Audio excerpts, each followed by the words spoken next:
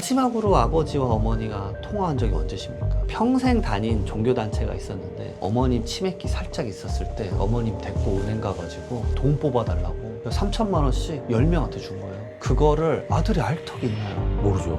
근데 돌아가시기 직전에 아까 말했던 1년 내 2억, 2년 내 5억 원의 그 인출 금액인 거야. 근데 내가 소명을 못하면 이거는 내가 상속세를 내요. 출처 불분명히 이거 너가 가져갔겠지. 치매머니 범죄가 이제 사회적 이슈가 된 게 최근에 지금 치매 인구가 100만 명 가까이 되고 이 치매머니 자체가 몇백 조예요. 이게 GDP 6%라 그러더라고요. 그러니까 이런 범죄가 횡행하니까 이런 것들을 확인하기 위해서라도 휴대폰 내용 그런 것들 한번 보셨으면 좋겠다. 여러분의 구독, 좋아요는 영상 제작에 큰 힘이 됩니다. 세무사로서 이제 수많은 상속 현장을 지켜보셨을 것 같아요. 왜 상속을 단순히 세금 문제를 넘어서 가족의 미래를 결정짓는 중요한 순간이라고 생각하십니까? 부의 이전이란 개념도 있는데 제가 보니까 이게 이제 가족의 업무지 않습니까? 그렇죠. 가족의 일인데 이 감정이 하나가 틀어지면 걷잡을 수 없이 이게 엄청 싸우시더라고요. 그래서 이제 세금은 이제 그다음 다음 얘기고 재산 가지고 막 싸우시는데 그러면 이제 가족이 파편화되더라고요. 가족도 파편화되는데 재산도 파편화돼요. 그러니까 막 서로 쪼개지면서 거기에 대한 거래 비용 발생하고 뭐 소송 비용이나 뭐 이런 것들 발생하고 그 다음에 세금 뗄 거 떼고 뭐 이러면은 아버지가 이렇게 힘겹게 모아놨는데 분산해서 나눠보니 이게 뭐지? 라는 생각이 들어서 서로 이제 아이디어를 뭉쳐도 부족할 판국인데 그걸 이제 서로 막 이권으로 생각하는 순간 이 가족은 또 파편화 되겠구나. 형제들끼리 이제 평생 보지도 않고 그러면 아버지 돌아가셨는데 살아있는 어머님은 이제 이어지는 거죠. 뭐 그런 것들 좀 많이 보게 되니까 이거는 돈을 떠나서 이게 결을 좀 먼저 좀 살아생전에 잘 맞추셔야 될 것 같은데 그게 안 맞구나. 우리나라에서는 부모님 재산 말하는 게 되게 터부시 돼 있으니까 저런 것들을 미리미리 좀 알려줘야겠다라 생각해서 저도 제 컨텐츠에서 그런 거 많이 말씀드리고 있습니다. 그럼 미리 사전에 많이 준비하게 되면 이 두 가지를 다 긍정적인 방향으로 이끌 수가 있다는 말씀이시네요. 그런 것 같아요. 아버님들이 어머님들이 한 80대부터 미리 상담으로 오세요. 상속 관련된 상담은 사실 세금 상담은 10분도 안 할 때가 많아요. 나머지 상담에 대해서 이거 자산은 어떻게 말하면 좋겠어? 이거 어떻게 하면 좋겠어? 이런 것들 많이 물어보시거든요. 그러면 가족 구성원들의 이제 자녀분들이라고 하면 그 자녀분들 구성원의 특징을 좀 말해주세요. 그런 걸 딱 듣다 보면은 큰 틀에서 선생님의 자산 목록을 보니 이렇게 되어 있는데 예를 들어 가르마를 탄다 이러면 100% 싸울 거다. 지금 구성원들 보니까 투혼하고 이제 다 넉넉하다 그러면 그냥 아빠 다 쓰다 죽으세요. 막 이리 편하게 말씀하시거든요. 근데 그게 아니라 나는 힘든데 지금 예전에 오빠가 더 받았던 것 같은데 뭐 이런 분들이 있으세요. 그런 거를 부모님이 당연히 알고 있거든요. 그러면 부모님이 이제 이런 목록이 있다. 이 목록이 있는데 너희들이 이걸 가지고 알아서 좀 협의해봐라. 그래서 아이디어를 좀 줘봐라. 그런 것들 우리가 공론화를 하자. 그걸 미리 공론을 안 하면 엄청 불안해요. 내가 지금 가진 자산이 없다라고 느끼는 사람은 이제 상속이 일어나자마자 득달같이 달려들거든요. 제가 충격 먹었던 게 그 앞에 호텔에서 3일간 머무르고 있다가 마지막에 그 장례 운반 차량 나가지 않습니까? 운구할 때? 네, 운구할 때. 그때 와가지고 야 빨리 끝내고 와서 그 다음에 얘기 좀 바로 하자. 호텔 로비로 와라. 4시간 안에. 제가 충격을 먹었었어요. 그걸 보면서 와 진짜 저게 이제 살아생전에 부모님이 말이라도 좀 해놨으면 좋았지 않았을까 그런 생각이 들 때가 있어요. 그러네요, 진짜. 근데 부모님이 임종을 했다고 치면 지금 말씀하신 대로 뭐 슬퍼가지고 장례를 치르다가 정신없어서 놓치는 것들도 꽤 있거든요. 근데 사망진단서 확보 그리고 사망신고를 한 달 내에 완료해야 하는 이유가 있다면서요? 우선은 이제 사망진단서는 바로 받아야지만 장례식장을 예약할 수가 있어요. 그러니까 화장터 예약이 안 돼요. 돌아가시면 하루 이내에 해주거든요, 사망진단서. 그럼 그걸 가지고 화장터 예약을 하는 거예요. 근데 화장터 예약도 막 이렇게 길 때가 있었어요. 예전에 코로나 때. 그때는 그래서 막 4일장 치르고 5일장 치른 이유가 화장터가 예약이 안 돼요. 맞아요. 결국은 이제 장례 이후의 일은 경험해 본 적이 거의 없으실 그렇죠. 거예요. 거의 처음이죠. 대부분 장례식장까지 어느 정도 오케이가 되는데 그 다음부터 뭐 해야 돼? 이게 진짜 많으세요. 그래서 저도 이제 그것 관련해서는 제가 전문가니까 상속이 발생한 거는 제가 무료 상담해드리고 있어요. 공익적 마음으로 해주는데 제가 연애 한 600건 하거든요. 진짜 많이 해요. 밥 먹듯이 해요, 진짜로. 오늘도 8건인가 해야 돼요. 그래서 이제 예를 들어서 사망진단서 나와서 이제 장례가 끝나면은 사망신고도 한 달 이내에 해야 되는 이유가 그거 안 해도 행정처리상 늦었다고 과태료 5만 원이 나오거든요. 이제 그런 것도 있고 사망 이후에 사실 엄청 바쁩니다. 뭐 많은 분들이 뭐 하나씩 정리하면 되지.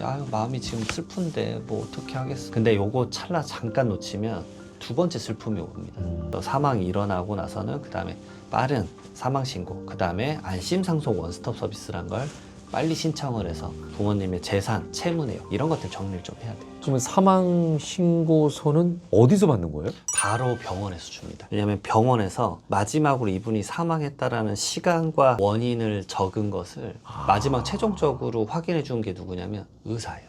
그래서 마지막에 의사의 서명 날이 들어가고 딱 받았다 그러면은 한 20-30장 떼어놓으라고 말씀드려요. 왜냐하면 이거를 다양한 행정기관, 은행, 보험사, 증권사 이런 데 제출할 때가 많아요.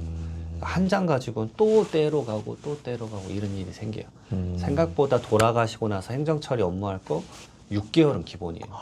6개월 동안은 해야 되기 때문에 정말 많은 서류 떼놨으면 좋겠고 그다음에 제가 이거 좀 많이 말씀드리는데 다른 세금이든 행정 업무들 다 떠나서 사망 신고하기 전에 부모님의 마지막 가족관계 증명서를 많이 떼놓으셨으면 좋겠어요. 왜냐하면 가족관계 증명서에 아직은 부모님이 이제 이름이 그대로 있어요. 그렇죠, 그렇죠. 근데 사망 신고가 접수가 되면 배사망이라고 떠요. 그거를 보면 또 울어요. 그래서 저는 이제 살아생전에 아버님의 서류나 어머님의 서류 뗄 수 있는 것들을 그냥 기록용으로 좀 떼놔라. 마지막으로 이 느낌이 좀 있다. 그런 말씀 좀 드려요. 좋은 팁이네요. 장례를 치를 때 이 장례식 비용을 현금으로 내는 경우가 많잖아요. 특히 이제 부조금이 들어오다 보니까 그걸 활용해서 장례식 비용을 치르는 경우가 많지 않습니까? 네. 근데 영수증을 꼭 챙겨야만 하는 이유가 있는 거죠. 왜냐하면 상속세 신고를 할 때도 이 장례 비용이 경비로 인정이 되거든요. 근데 좀 적어요, 액수가. 이제 최소 500만 원은 그냥 인정해 줍니다. 그다음에 최대 1,000만 원까지 인정을 해줘요. 근데 제가 수많은 장례 비용 영수증을 받잖아요. 이게 평균적으로 한 800만 원, 700만 원쯤에서 좀 많이 쓰시면 한 1,500까지 요 정도가 대부분 쓰시더라고요. 그리고 이제 하나 더 있는 게 공분이나 장지 비용, 수목장도 되고요. 그런 비용은 이제 최대 500만 원까지 인정해 줍니다. 그래서 그것들에 대한 영수증 좀 챙기셨으면 좋겠고 합치면 1,500만 원입니다. 장례 비용은 최대 1,000만 원까지. 1,000만 원. 그다음에 장례 봉분 비용은 따로 500만 원. 그래서 1,500만 원까지 인정되니까 이 부분들 영수증 꼭 챙겨 놓으셔야 돼요. 그리고 요즘은 이제 카드로 많이 긁으시더라고요. 왜냐면 네네. 차라리 그 카드 영수증 기록이 명확하게 남으니까. 근데 이거 대부분 한두 페이지로 나눠주세요. 뭐 음식 비용부터 이것저것 주는데. 근데 오히려 요즘은 이제 좀 권해드리는 게 장례 비용 자체도 좀 줄이자. 너무 고령에 돌아가시면 생각보다 막 안 오실 때도 많아서 가족끼리 조용히 하자 그러면 가족장 뭐 이틀 하실 때도 있고 무빈소 할 때도 있고 그러시거든요. 이제 본인의 이제 지금 취향에 맞춰가지고 장례식 비용도 좀 줄일 수 있으면 줄이는 것도 답일 수 있고. 그리고 아까 말씀하실 때 안심상속 원스톱 서비스 얘기하셨거든요. 이거 이제 사망 신고와 동시에 신청을 해야 된다고 하셨는데 우리가 알 수 있는 고인의 재산 범위는 어디까지예요? 이걸로 우선은 우리나라에서 웬만한 국가기관의 정보는 다 금방 확인할 수 있지 않습니까? 그래요? 네. 이게 지금은 19가지예요. 이게 계속 늘어났었어요. 조금씩 늘어났는데 처음에 딱 그 신청하자마자 뭐를 주냐면요. 토지, 건물, 선박, 자동차 목록 줘요. 부동산이나 준부동산 내역 바로 주고요. 그 다음에 한 21일 정도 걸려서 금융 내역을 받습니다. 이건 이제 금융감독원에 좀 요청을 하거든요. 그래서 모든 시중에 은행에 계좌가 있으면 은행, 그다음에 뭐 주식 있으면 이제 증권회사, 보험 있으면 보험사, 그다음 뭐 새마을금고, 우체국, 산림조, 뭐 엄청나게 많은 내역들을 이걸로 좀 파악할 수 있어요. 그럼 대부분 다 이걸로 걸러지겠네요. 네, 거의 이걸로 게임 끝납니다. 근데 이게 21일 걸려요. 제가 당황스러운 게 이런 경우가 있어요. 뭐 예를 들어서 3월 말까지 신고인데 3월 초에 오시는 거예요. 뭐 이거 하루 이틀이면 하는 거 아니에요? 이런 말씀 하시는데 기본적으로 우선 내역 뽑는데 20일 걸리니까. 그러니까 조금 장례 끝나고 마음 좀 추스렸다가 이제 엄마 아빠 내용 뭐가 있지? 확인하는데 또 20일 걸리면 이미 한 달 지나 있는 거예요.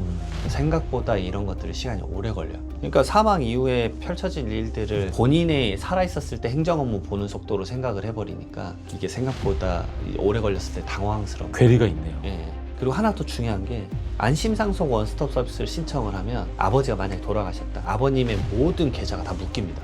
그때부터는 죽은 사람이니까 이 계좌를 쓰면 안 돼요. 블럭이 걸려요. 그렇기 때문에 아버님 계좌에 혹시나 뭐 자동이체가 걸려 있었다. 그런 부분들을 정리하는 시간도 필요해요. 자, 흔히 이제 우리가 상속세는 고인이 남긴 현금, 부동산에 대해서만 나온다고 생각하기 쉽잖아요. 근데 사망보험금이나 고인이 살아생전 처분했던 재산들 중에서도 상속세 대상이 포함되어 뒤늦게 세금 폭탄으로 돌아오는 항목들이 있다면서요? 맞아요. 이 부분을 좀 중요한데 많이들 못 챙기시는데 상속세 상담을 할 때 미리 뭐 이것저것 막 재산 목록 말씀하세요. 근데 제가 마지막으로 말씀드린 게 그럼 보험은요? 사망보험금 같은 거. 사망보험. 그걸 모르세요. 생각보다 보험 많이 들어놓으신 분은 그것도 막 2, 3억씩 되거든요. 그것도 얹어지니까 그거 당연히 이제 좀 생각하셔야 되고 그 다음에 추정 상속재산이라는 게 있어요. 뭐 살아생전에 돌아가신 날로부터 1년 내 2억 원 돌아가신 날로부터 2년 내에 5억 원의 뭐 현금 인출 금액 아니면 뭐 대출을 받았는데 갑자기 대출금 다 어디 갔어요? 막 돌아가시기 전에 1년 반 전에 대출 막 5억을 받았어요. 근데 지금 현금성 자산이 하나도 없어요.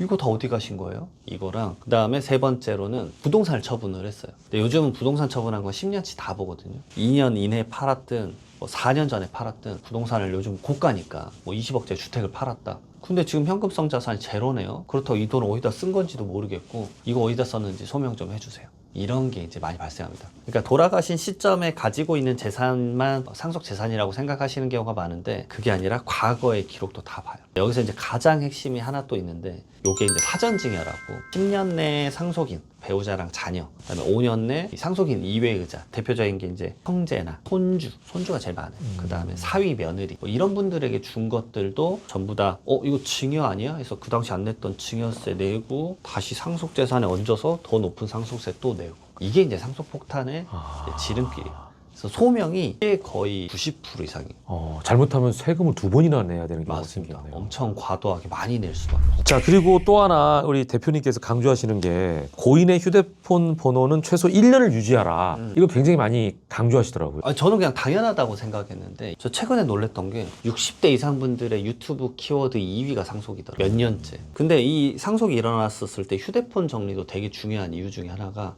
첫 번째로는 구조를 우선 알려야 돼. 부고 알려야 되잖아. 맞아요. 근데 이제 아버님의 지인이나 뭐 어머님의 지인이 한국에 없으실 때도 있잖아요. 그러면 이제 장례식장을 못 오시는 경우도 있어요. 근데 제가 보니까 1년 있다가 연락 오신 분도 있어요. 해외에 있다가.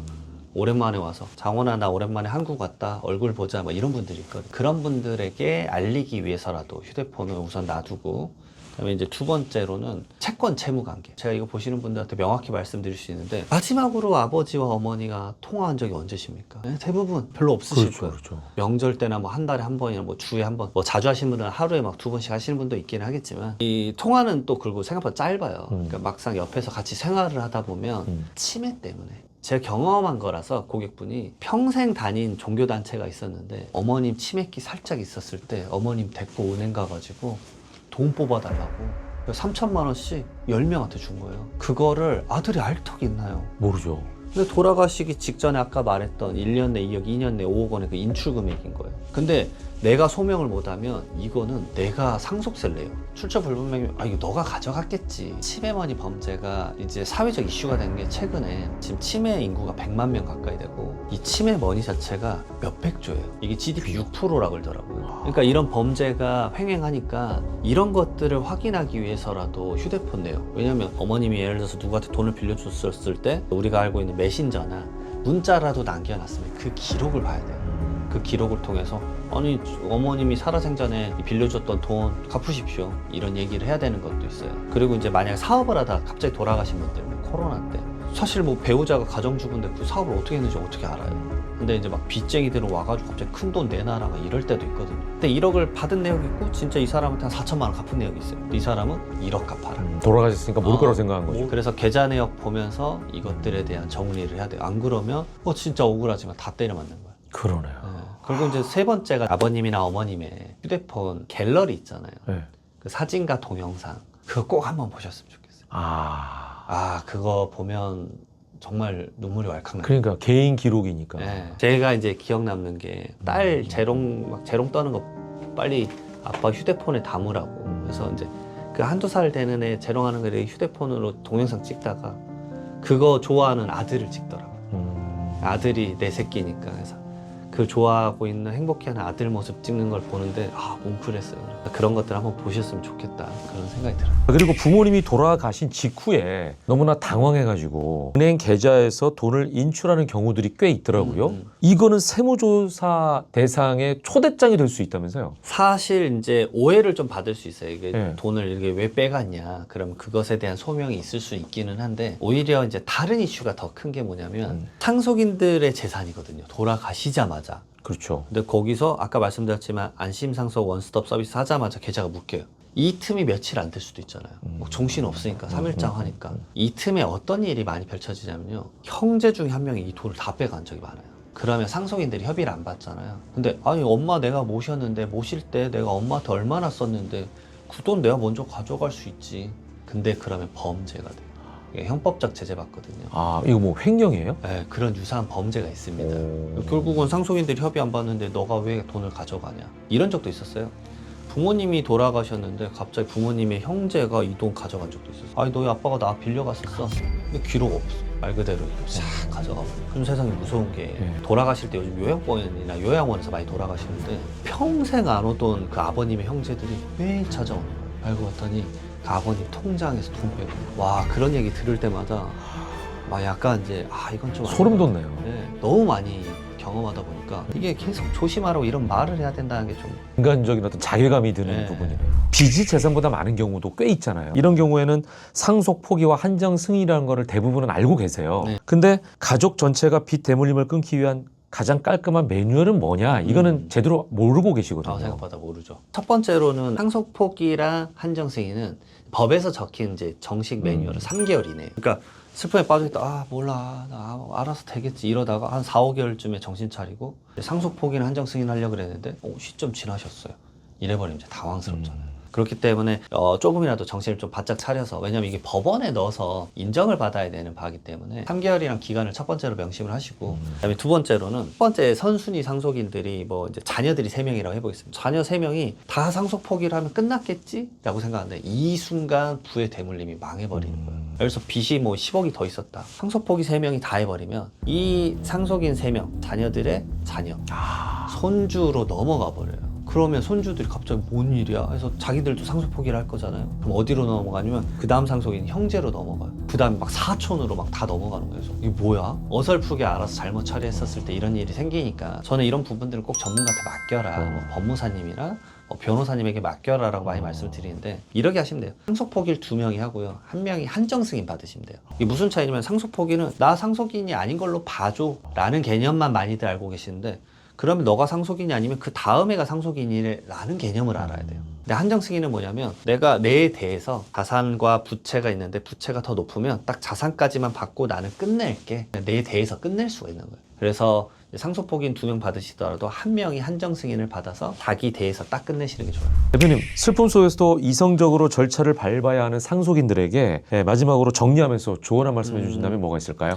생각보다 처음 경험하는 일이다 보니까 대부분 이제 우왕좌왕 하실 건데, 요즘 이렇게 이제 좋은 컨텐츠 많이 있잖아요. 이런 것들 보시고 나서 가이드 잡을 때라도 전문가에게 좀 조언을 구했으면 좋겠어요. 근데 이게 다양한 전문가가 좀 필요해요. 상속이 일어나면 사실 뭐 다툼이 있으면 변호사, 부동산의 가격을 낮추려면 감정평가사, 그다음에 세금 신고를 하려면 세무사, 등기를 하려면 법무사, 다양한 분들의 의견을 좀 들어봐야 되는데 한 분의 의견만 듣고 이렇게 될 거다라는 건 좀 아닌 것 같고, 상담이라도 한번 받아봐라. 그 돈 아까워하시는 경우가 많은데 그건 좀 아까워하지 마세요. 왜냐하면 더 큰 화를 불러일으킬 수도 있기 때문에 그런 부분들 잘 챙기시기를 좀 권해드리고 싶어요. 네, 오늘 말씀 고맙습니다. 네.